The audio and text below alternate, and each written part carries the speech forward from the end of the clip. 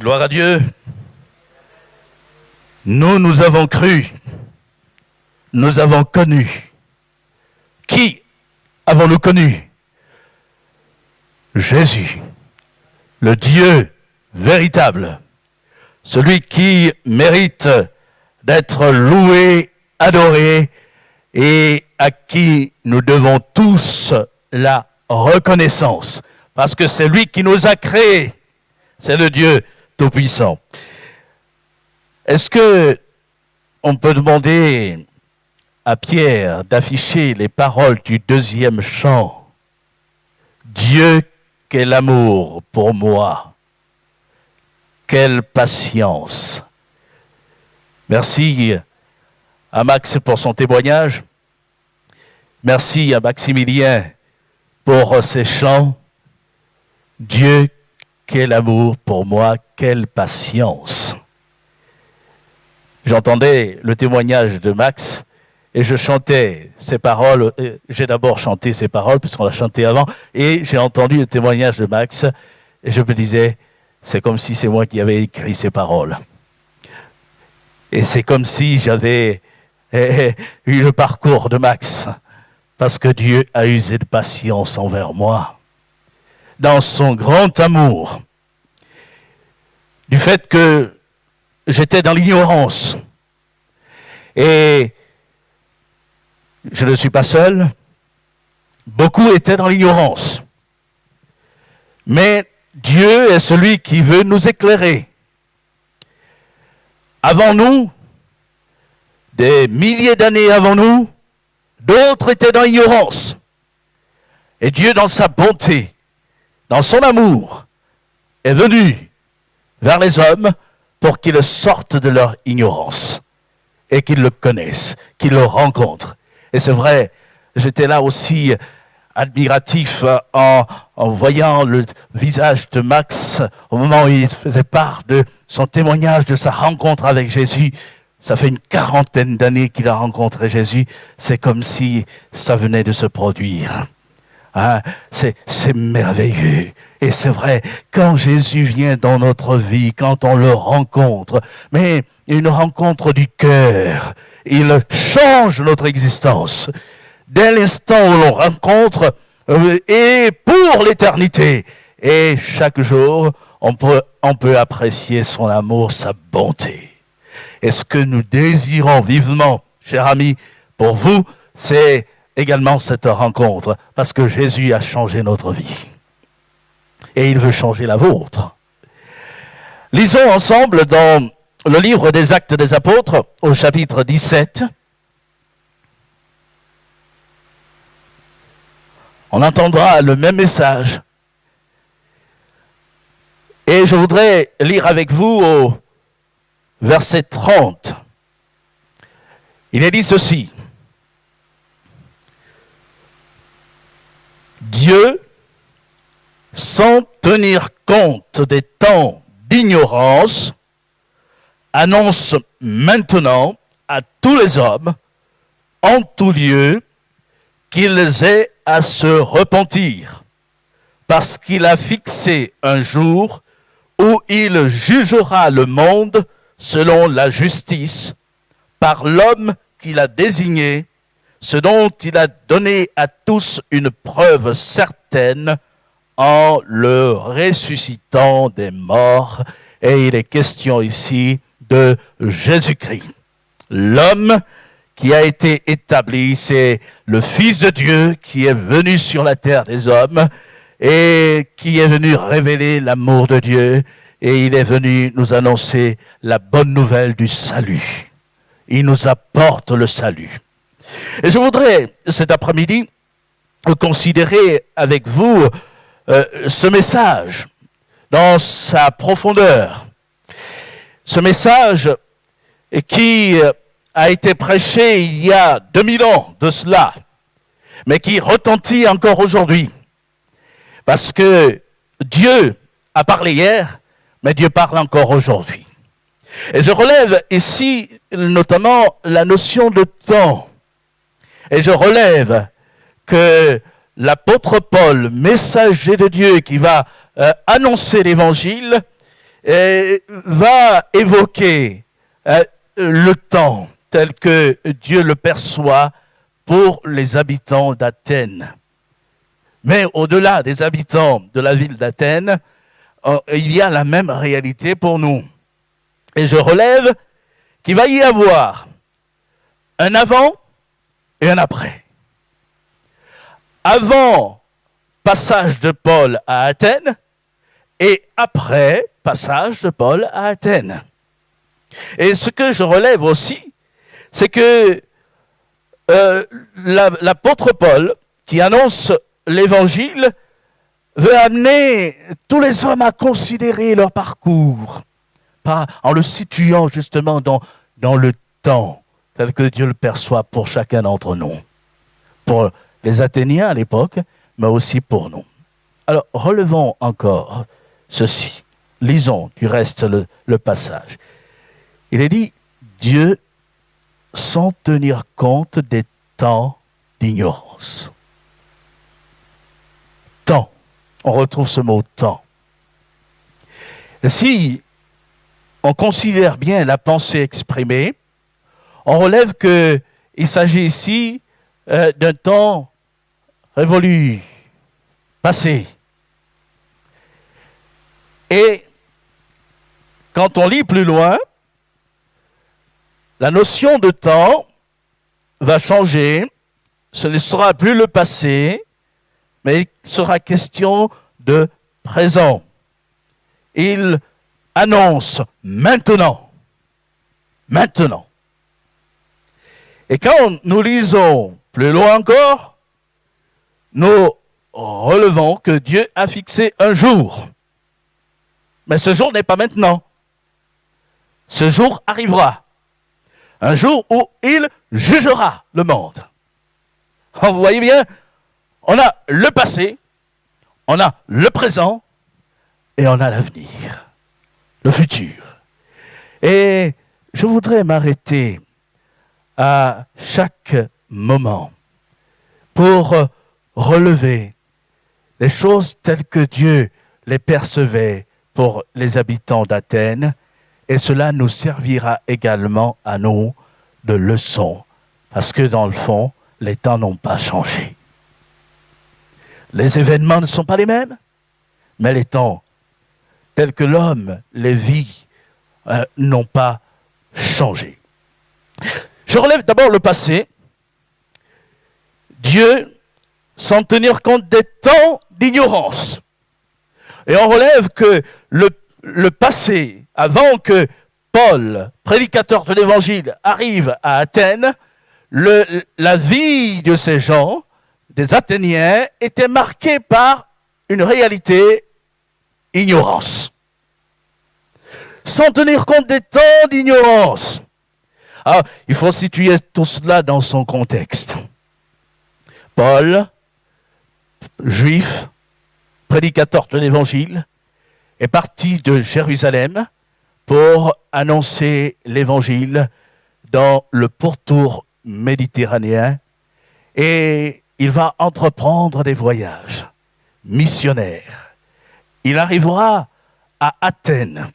Les circonstances sont organisées par Dieu, et il arrive dans la ville d'Athènes, et comme chacun d'entre nous, lorsqu'on arrive dans un endroit, un lieu, une ville où on n'a jamais été, on fait le tour de la ville, on cherche à connaître, à voir ce qu'il y a d'intéressant dans cette ville.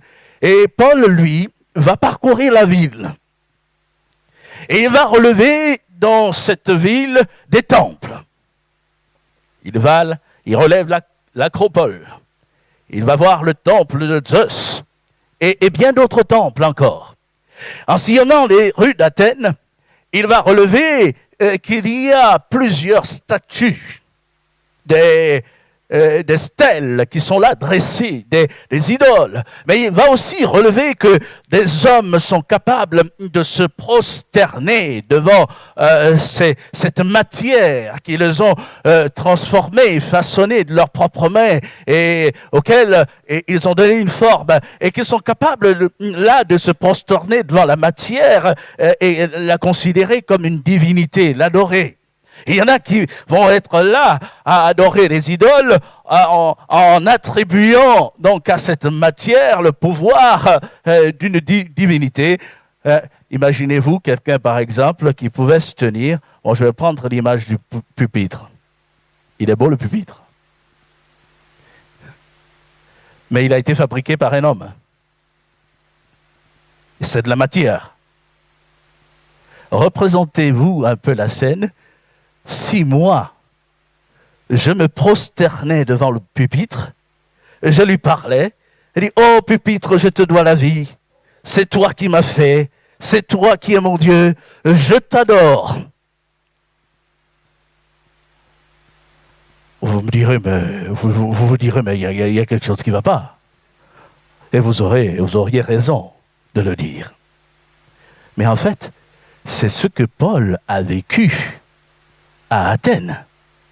Il a vu des gens se prosterner devant des statues et louer des statues de la matière sans vie et ainsi attribuer des pouvoirs que la matière n'avait pas. Quelle ignorance! Et au-dedans de lui, Paul a été comme irrité. Mais c'était comme une saine colère de voir combien des gens pouvaient se rabaisser jusqu'à ce point. Quelle ignorance, quel obscurantisme. Athènes, capitale intellectuelle du monde, malgré leur grande connaissance, leur grand savoir, les gens étaient capables ainsi de se retrouver aussi bas. Et Paul, qui lui connaît le Dieu vivant et vrai, va les interpeller. Et il va leur dire, maintenant ça suffit. Ça suffit. Vous avez connu jusqu'alors ce temps où vous pouviez vous prosterner devant des morceaux de bois ou des pierres sculptées. Mais maintenant, je vous annonce celui que seul vous devez adorer. Et il y avait même dans la ville d'Athènes un autel qui avait été dressé et ils avaient tellement de dieux qu'ils en arrivaient même à adorer des dieux inconnus, à un Dieu inconnu. Et Paul va dire, celui que vous révérez sans le connaître, c'est celui-là que je vous annonce. Vous adorez bien des choses, mais vous ne connaissez pas Dieu. Et dans sa prédication, il va leur parler du Dieu créateur de toutes choses. Il ne faut pas adorer la matière, il ne faut pas adorer la créature, il faut adorer le Créateur, celui qui a créé toutes choses, qui a appelé à l'existence ce qui n'existait pas. Mais celui qui même vous a créé, vous Athéniens, c'est lui qu'il faut adorer. Tournez-vous vers lui et prosternez-vous devant lui plutôt. Et verset 24, il dit, le Dieu qui a fait le monde et tout ce qui s'y trouve, étant le Seigneur du ciel et de la terre, n'habite point dans des temples faits de mains d'hommes, il n'est point servi par des mains humaines comme s'il avait besoin de quoi que ce soit, lui qui donne à tous la vie, la respiration et toutes choses. Et je m'arrête là, et je trouve ce message déjà très fort. À la place des Athéniens, j'aurais personnellement été interpellé. Et ça donne à réfléchir. Le Dieu qui a créé toutes choses. Celui qui a fait le monde. Celui qui donne à tous la vie, la respiration et toutes choses. En un mot, les Athéniens se levaient le matin. Ils étaient en vie. Ils respiraient. Ils pouvaient se déplacer, aller travailler, pouvaient gagner de quoi vivre, avoir de l'argent, ils pouvaient se nourrir, et ils pouvaient le soir rentrer chez eux, après avoir vaqué à leurs occupations de la journée, et se reposer, se coucher. Le lendemain, à nouveau se lever, vaquer à leurs occupations, se reposer. Ils étaient en vie. Et ils ne savaient pas que la vie leur venait de Dieu. Le souffle de vie leur était donné par Dieu, prêté par Dieu. Et ils en étaient à adorer ce qu'il ne fallait pas adorer, et ils n'adoraient surtout pas celui qui seul devait être adoré. Étant dans une telle ignorance, ils ne pouvaient même pas dire un simple merci à celui qui était l'auteur de leur vie. Comprenez? En un mot, le message de Paul amène les Athéniens à prendre conscience que leur vie dépend de leur Créateur, leur vie au quotidien dépend de Dieu. Et quelle terrible ignorance que de passer à côté de cette réalité. Et, chers amis, je voudrais m'arrêter un instant sur ces propos pour dire qu'en fait, les temps n'ont pas beaucoup changé. Je le disais tout au début, mais quand on considère l'humanité, dans sa grande majorité, on relève que les réalités, les faits aujourd'hui sont différents, mais le fond est le même. Beaucoup se lèvent le matin, ils sont en vie, ils respirent, ils vont vaquer à leurs occupations, ils gagnent de l'argent, de quoi se nourrir, et le soir, ils rentrent, ils se reposent. Le lendemain, c'est reparti, mais ils ne prennent pas conscience que le fait simplement qu'ils soient en vie ne dépend pas de leur bonne volonté et de la force de leur caractère, de leur détermination, et que le souffle de vie nous vient du Créateur, celui qui nous a fait, celui qui nous a façonnés. Et on comprend que l'ignorance qui touchait les Athéniens au moment où Paul est allé vers eux et leur a annoncé l'évangile touche encore bien des hommes aujourd'hui. Car comme les Athéniens, nombreux sont ceux qui ne sont même pas capables de dire merci à Dieu, au Créateur. Et chers amis, si jusqu'alors vous avez été dans une telle situation, dans une telle ignorance, le Seigneur vous veut maintenant que vous sortiez de votre ignorance et que vous puissiez le connaître, lui, personnellement, et lui apporter la reconnaissance de votre cœur. Je relève que Paul va évoquer le présent. Les temps d'ignorance sont passés. Dieu vient à vous. Et Dieu a une parole pour vous. Et il situe cette parole dans l'instant présent. Dieu annonce maintenant, pas demain, maintenant. Et il dit à tous les hommes. Et les choses peuvent changer. On peut prendre un nouveau départ maintenant.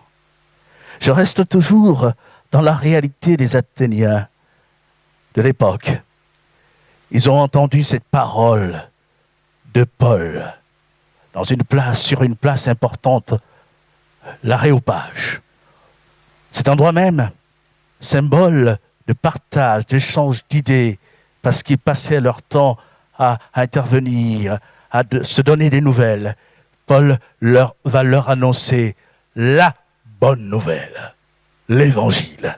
Et il leur dit, c'est maintenant. Maintenant. Et chers amis, il y a eu un passé et il y a maintenant le présent. Dieu se révèle aujourd'hui. Dieu se révèle maintenant. Et Dieu a une parole maintenant. Mais à qui parle-t-il? Et Paul dira, il ordonne à tous les hommes. Dieu parle à tous les hommes. Dans tous les hommes, les Athéniens se reconnaissaient. Personne ne pouvait dire « Je ne suis pas concerné, Dieu ne me parle pas ». En fait, Dieu parlait à tous les Athéniens qui étaient présents. Mais Dieu aussi avait une parole. Pour tous ceux, même qui n'étaient pas présents, l'évangile est pour tous. Et le moment était venu où chacun devait prêter son oreille à la parole de Dieu. Et, chers amis, cette parole tient encore pour nous aujourd'hui. Dieu a une parole maintenant.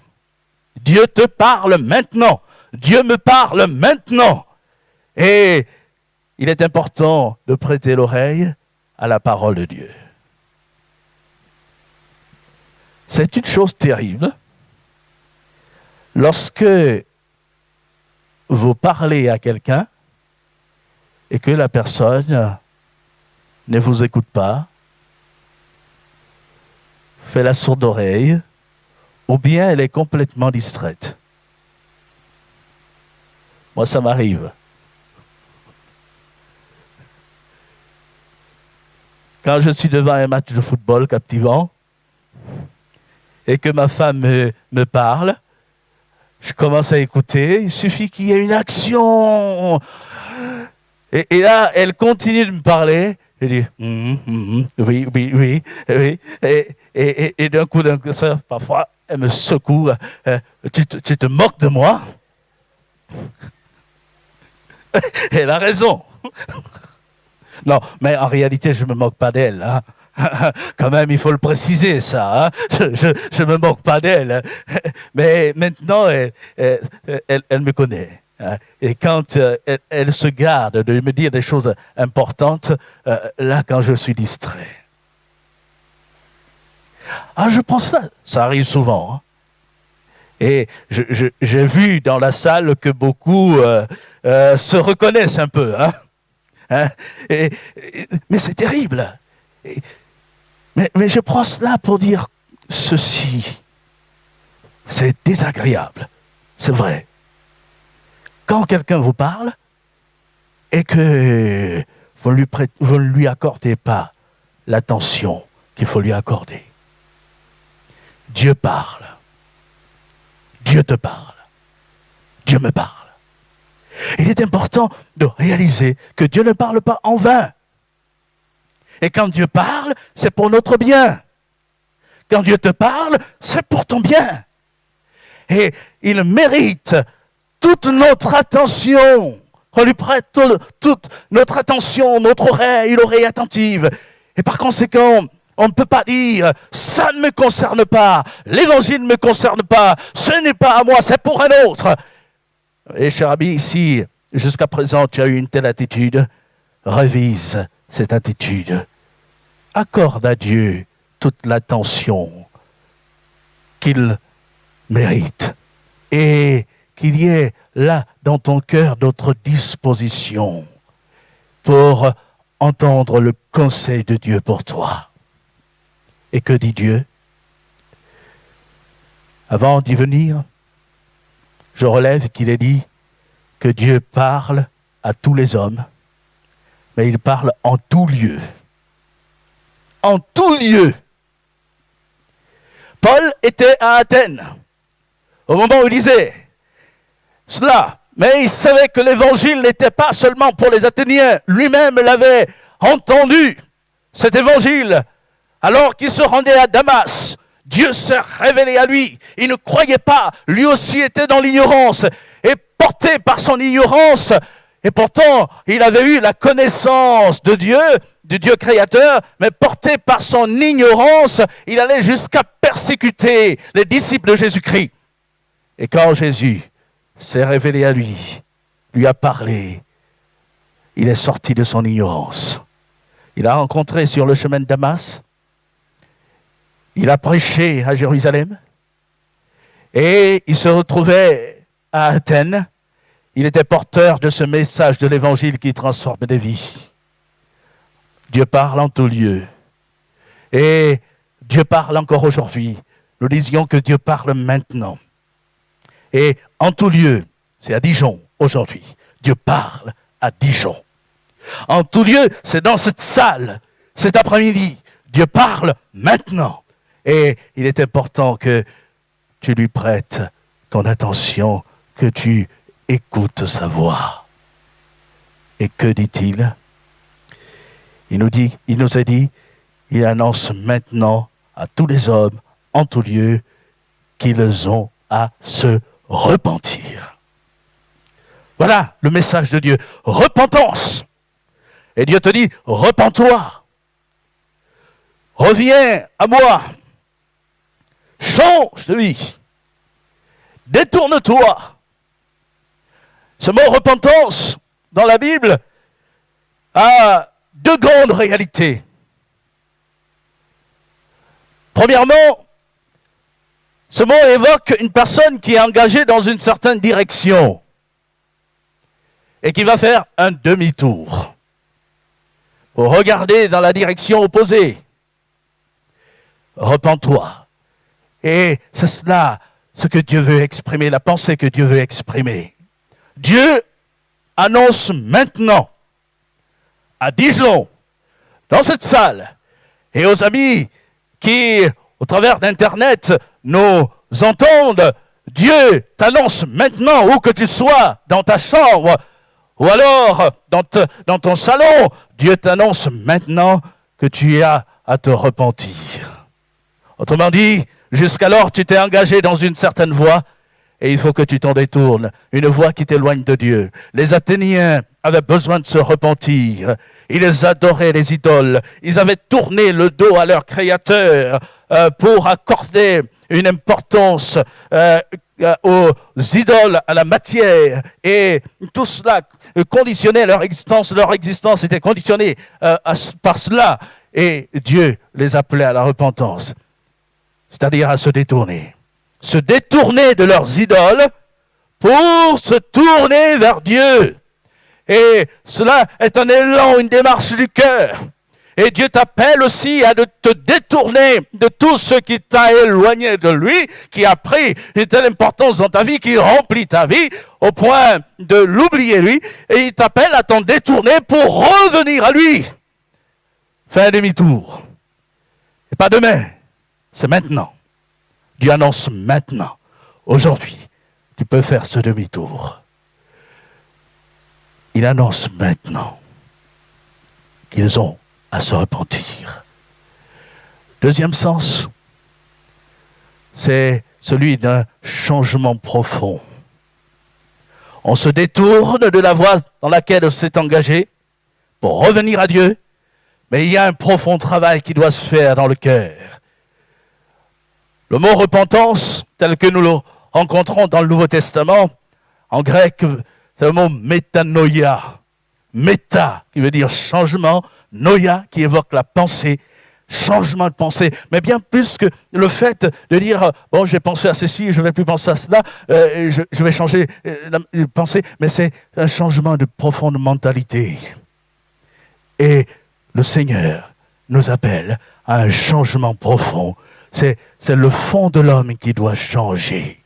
Et quand il dit « repens-toi », c'est même la manière dont tu as conçu ta vie jusqu'alors, sans lui, qui doit complètement changer, remettre Dieu à sa place dans ta vie.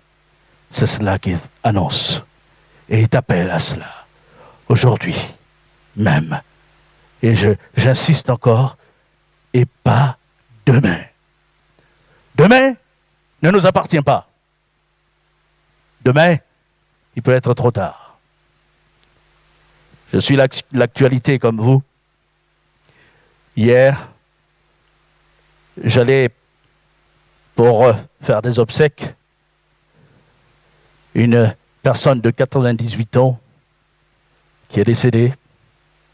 Mais alors que j'étais au volant de ma voiture allant faire des obsèques, j'ai entendu cette nouvelle de 7 personnes qui sont décédées, accident de la circulation, du côté de Figueras, en Espagne.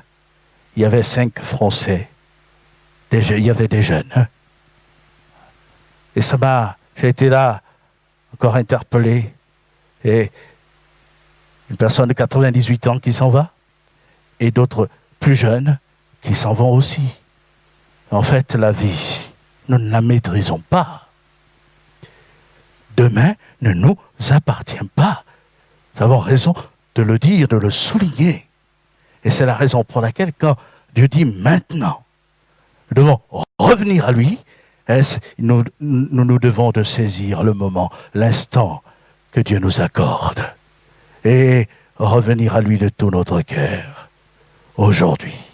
Alors tout à l'heure, nous allons prier. Et ceux qui dans leur cœur entendent cette voix de Dieu qui dit c'est aujourd'hui, pas demain, vont venir. Nous allons prier avec eux afin que la grâce de Dieu leur soit accordée. Et quand Dieu nous parle, je disais, il ne parle pas en vain. Il parle pour notre bien. Dieu parle pour ton bien. Pourquoi? Parce qu'il avertit l'homme. Et cela nous renvoie au 3e moment, le futur. L'apôtre Paul va dire que Dieu a fixé un jour où il jugera le monde selon la justice. Dieu appelle à la repentance et il veut nous épargner une condamnation à venir. Il veut nous épargner un châtiment éternel. Parce que dans la voie où nous sommes engagés, sans lui, en nous détournant de lui, nous allons droit vers une éternité sans Dieu. Et Dieu nous appelle à nous ressaisir dès maintenant. Le jour du jugement viendra. La Bible nous dit, dans le livre de l'Ecclésiaste, au chapitre 12, verset 16, ceci, Dieu amènera toute œuvre en jugement. Et il est dit au sujet de tout ce qui est caché, soit bien, soit mal. Dieu amènera toute œuvre en jugement. Nous sommes appelés chacun pour notre part à comparaître devant Dieu. Et Dieu veut nous épargner une condamnation. Et pour sortir, échapper à cette condamnation, il y a une solution. La solution, c'est Jésus. Jésus-Christ. Le jour du jugement est à venir. Mais il n'est pas pour l'instant présent. Aujourd'hui, tu peux te détourner de ta voie et revenir à Dieu. Aujourd'hui, si dans l'élan de cœur, tu reconnais que ta position n'est pas en harmonie avec Dieu, tu n'as pas la paix, tu n'as pas fait la paix avec Dieu, tu peux encore le faire.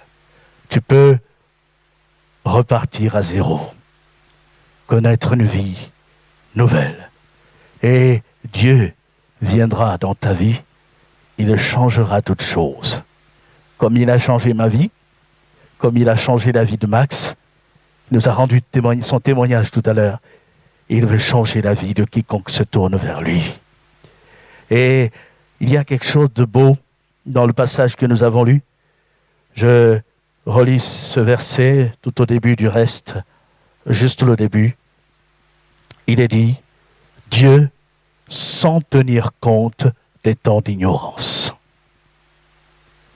Mais j'ai trouvé une traduction qui interpelle encore plus. C'est la traduction d'Arby. Elle dit ceci, Dieu donc, ayant passé par-dessus les temps d'ignorance, ordonne maintenant aux hommes que tous, en tout lieu, se repentent. Et je relève, ayant passé par-dessus les temps d'ignorance. Pourquoi C'est l'expression « ayant passé par-dessus » qui retient notre attention. La semaine dernière, on célébrait Pâques. Et Pâques, la première Pâques, a été célébrée par le peuple hébreu, alors qu'il se trouvait en Égypte. Et la première Pâques évoque un jugement, le jugement de Dieu sur le pays d'Égypte, à cause des injustices, de la méchanceté du cœur des hommes. Dieu a décidé de passer par le pays d'Égypte et d'exercer son jugement. Et tous les premiers-nés se trouvant dans le territoire d'Égypte devaient connaître la mort. Et Dieu, dans sa miséricorde, a parlé à Moïse, prophète, ordonnant que chaque famille hébreu se munisse d'un agneau afin d'échapper pour les premiers-nés des familles au jugement et à la mort. Un agneau devait être sacrifié. Et nous lisons ceci. Exode chapitre 12, verset 12. Dieu dit, « Cette nuit-là, je passerai dans le pays d'Égypte et je frapperai tous les premiers-nés du pays d'Égypte, depuis les hommes jusqu'aux animaux, et j'exercerai des jugements contre tous les dieux de l'Égypte. Je suis l'Éternel. Le sang vous servira de signe sur les maisons où vous serez. Je verrai le sang et je passerai par-dessus vous. » Et je relève cette expression. Je verrai le sang et je passerai par-dessus vous. Il n'y aura point de plaie qui vous détruise, car quand je frapperai le pays d'Égypte. Le jugement de Dieu s'est exercé dans le pays d'Égypte et toutes les maisons où il y avait sur les linteaux, sur les poteaux du sang, n'ont pas connu la plaie, cette plaie terrible. Les premiers-nés de ces familles ont été épargnés. Le sang a servi de signe. Dieu n'est pas tombé dans une sorte de négligence en disant, bon, c'est pas grave, les hommes, ils sont durs de cœur, mais on laisse tomber, on ferme les yeux. Non, le jugement de Dieu, Dieu est justice. Et dans sa justice, un jugement devait atteindre le pays d'Égypte. Mais seulement, pourquoi les uns ont-ils été épargnés et les autres non? Parce qu'un agneau avait été sacrifié. Le sang était le témoignage d'une vie innocente, sacrifiée à la place des premiers-nés des familles hébreux. Et le péché ne peut pas être impuni aux yeux de Dieu. La méchanceté du cœur de l'homme ne peut pas être impunie aux yeux de Dieu. Et il faut que justice soit exercée. Et en fait, quand Dieu, par la bouche de l'apôtre Paul, dit qu'il passe par-dessus les temps d'ignorance, il nous ramène à cette réalité. De la même manière qu'il y a eu un jugement qui s'est exercé sur l'Égypte, Dieu nous annonce qu'il y aura un jugement terrible qui frappera non pas seulement une catégorie de personnes, mais l'humanité tout entière. Mais ce jugement n'a pas encore lieu. Mais pour le temps présent, il y a une possibilité d'échapper à cette condamnation. Et Dieu passe par-dessus. En un mot, il faut un agneau pour que les hommes, aujourd'hui, soient épargnés de la condamnation à venir. De la même manière que les familles hébreux s'étaient munies d'un agneau, aujourd'hui, nous avons un agneau. Nous avons l'agneau de Dieu. Le prophète Jean-Baptiste a parlé de Jésus en ces termes, le présentant à ses semblables. Voici l'agneau de Dieu qui ôte le péché du monde. Jésus est mort. Lui, innocent. Il a été comme sacrifié. Il a été condamné à notre place. Il a connu la mort. Son sang a coulé. De la même manière que le sang de l'agneau avait coulé, celui qui avait été là mis sur les linteaux et sur les poutres des maisons des Hébreux, de même que ce sang a coulé, le sang de Jésus nous sert aujourd'hui de signe. Et celui qui croit en Jésus, mort, mais aussi ressuscité pour lui, celui-là a la vie éternelle. Et le Seigneur lui accorde l'éternité auprès de lui. Mais c'est une vie, la vie éternelle, c'est une vie qui commence dès maintenant.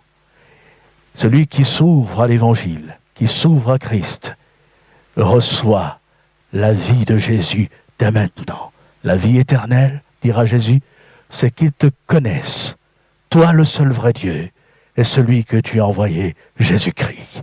Une communion s'établit entre Dieu et nous, et notre vie s'en trouve profondément marquée, transformée, et on peut vivre au quotidien avec Dieu dans une relation de paix, parce qu'on obtient le pardon de Dieu. Et, chers amis, la bonne nouvelle est celle-ci. Dieu a pourvu à notre salut. Dieu nous accorde la paix. Dieu nous accorde le pardon. Dieu veut nous sortir de notre ignorance, du temps où nous avons vécu sans lui. Et il veut nous en sortir par Jésus-Christ, l'homme qu'il a établi comme sauveur de l'humanité. Et Dieu nous accorde une vie nouvelle dès maintenant. Et aujourd'hui, si tu entends sa voix, alors n'endurcis pas ton cœur, reçois cette parole du Seigneur. Et je termine juste en rappelant les paroles de ce chant, le deuxième que nous avons chanté tout à l'heure. Dieu, quel amour pour moi. Et nous pouvons tous, après avoir entendu ces paroles, dire quel amour pour nous a-t-il eu. Quelle patience. Dieu a usé d'amour et de patience. Et Dieu n'a pas regardé à notre ignorance. Et il nous a détournés de notre ignorance. Aujourd'hui, se trouve-t-il quelqu'un qui veut sortir de son ignorance, se détourner de la manière dont il a vécu jusqu'à maintenant pour revenir à Dieu de tout son cœur? Alors, l'occasion est offerte. Je demanderai à Maximilien de venir et nous allons chanter encore ce chant, Dieu, quel amour pour moi. Et pendant que nous chantons, j'invite chacun à repasser dans son cœur ces paroles. Et ceux qui entendent la voix de Dieu qui leur dit maintenant, c'est aujourd'hui, reçois Jésus-Christ dans ta vie.